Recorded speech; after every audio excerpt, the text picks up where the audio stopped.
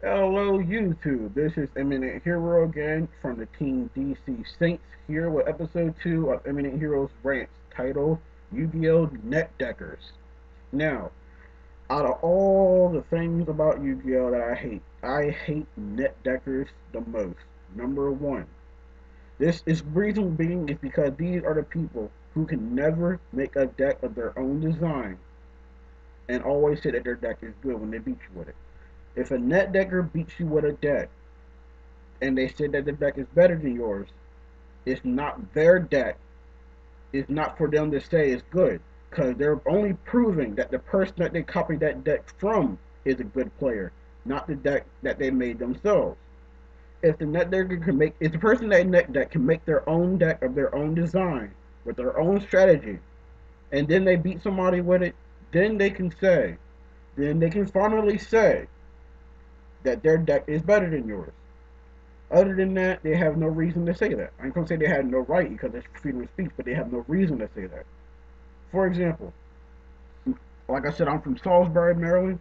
I go to a place called Illusion Games and Comics. I see this stuff almost every week, every Friday, sometimes on Saturday. You have the person that walks in there. This is how you can tell somebody net decks. This is like one of the reasons you get to pay attention to.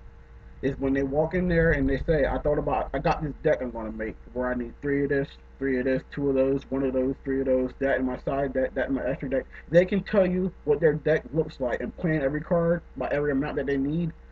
I'll say around 80% of the time, that person is a net decker. People who make their own decks usually will take the time to say, well, I think I need one of those, I think I need three of these. They usually use the word think or they show some confusion where they don't know what cards they need. A net decker knows exactly, almost 9 times out of 10, they know exactly what cards they need for their deck. That's a net decker. Also, what I hear about net deckers is they always try to trade for the cards they need just to make this deck, which means they're wasting cards just to make a deck that they're going to get rid of once they find another deck that they can copy. So they're wasting, well, in their turn, they're wasting money and they're wasting cards. Now, another thing I don't like about net deckers is they always try to put money on cards. They're pieces of paper. I don't mean however much a tree is worth. I'll say how much they should be worth. Now, another net deckers are like they're also like card collectors, card traders, whatever you want to say. That use money as a way to a source of trade value, something like that. Now, for example, they'll say a Cyber Dragon, the original Secret Rare Cyber Dragon, well, there's 10 Cyber Dragons from the Secret Rare one, is worth around $15. That's an example. I don't know how much it's worth, and I really don't care. They'll say it's worth something like $15.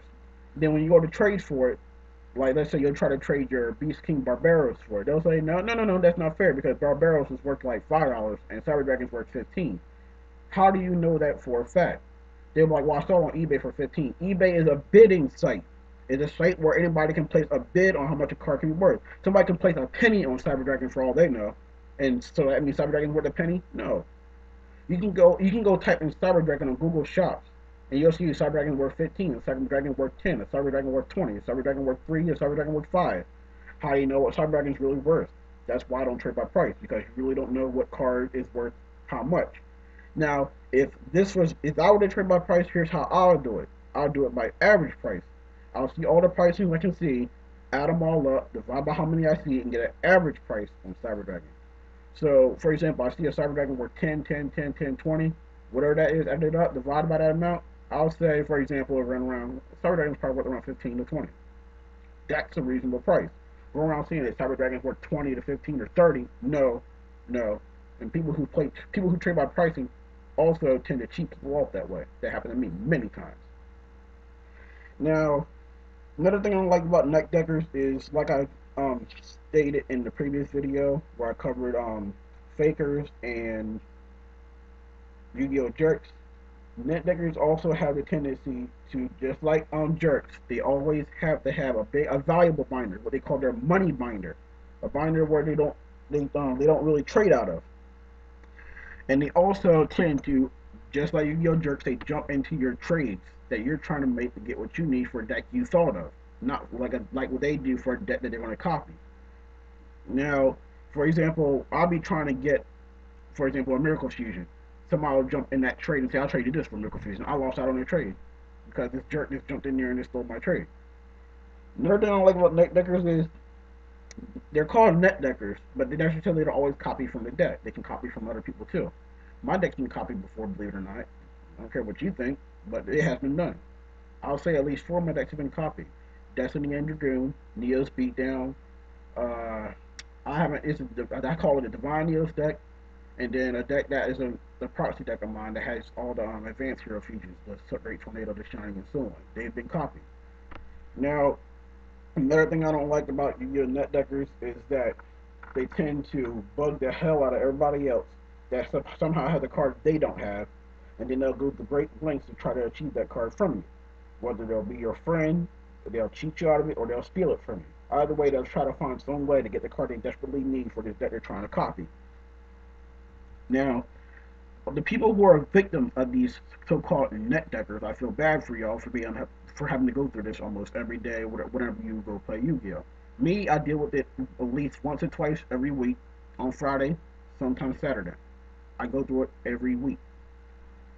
I'm a very friendly person there. I get along with almost everybody besides the Yu-Gi-Oh jerks and night deckers and all them and the fakers. I don't get along with them that well because, like I said in the previous video, they get on my nerves. Now, another thing about Yu-Gi-Oh net deckers is that they always go on and on and on and on and on and on about I'm gonna go make this deck that I've seen online. And it's gonna be good. I'm gonna take it to regionals. I hate when they do that. They need to make their own deck.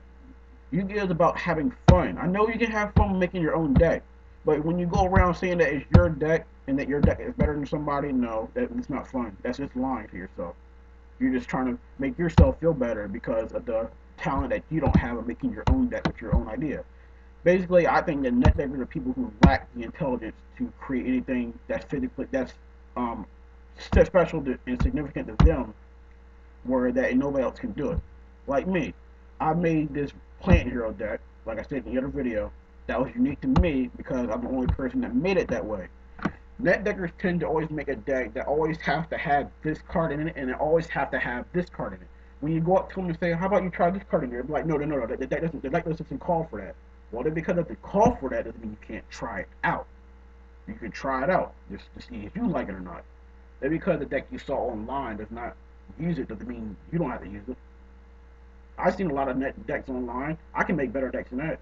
I made a I make decks and trade them off to people. I made a Blackwing deck that uses stainless what the steel chain when I touch directly. All of a sudden here I come to find out that's a deck called Steel Wing. Well, I'm still going to trade it off because I don't use Blackwings like that. I don't use any other deck besides the hero deck. And another final statement I gotta make about net deckers is they're like they're basically like the jerks in high school who always go around taking stuff from you, bullying you around. The show off people, they have this big suitcase, this big binder, and they just try to rub it in your face that they have way better stuff than you. I don't have a lot of good stuff myself. I almost have no trade cards left. But look at the decks I make, the cards I got left. Now ain't that something? I don't have to have 1,400 gold sarcophagus. I don't have to have 3 dark armed dragons. I don't have to have 14 judgment dragons. I don't even have to have 12 honest. All I have is a big binder book of heroes, and a small binder of rare heroes, and a box of rares. And I make good decks out of that stuff. I use what I have to make good decks. I don't net deck.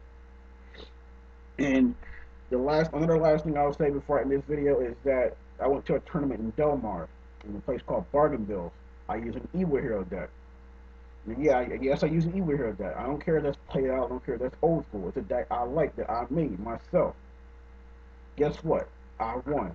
I beat a lot of the believe it or not, I beat a lot of the net deckers there. People who copy other deck. I beat a net deck Blackwing deck.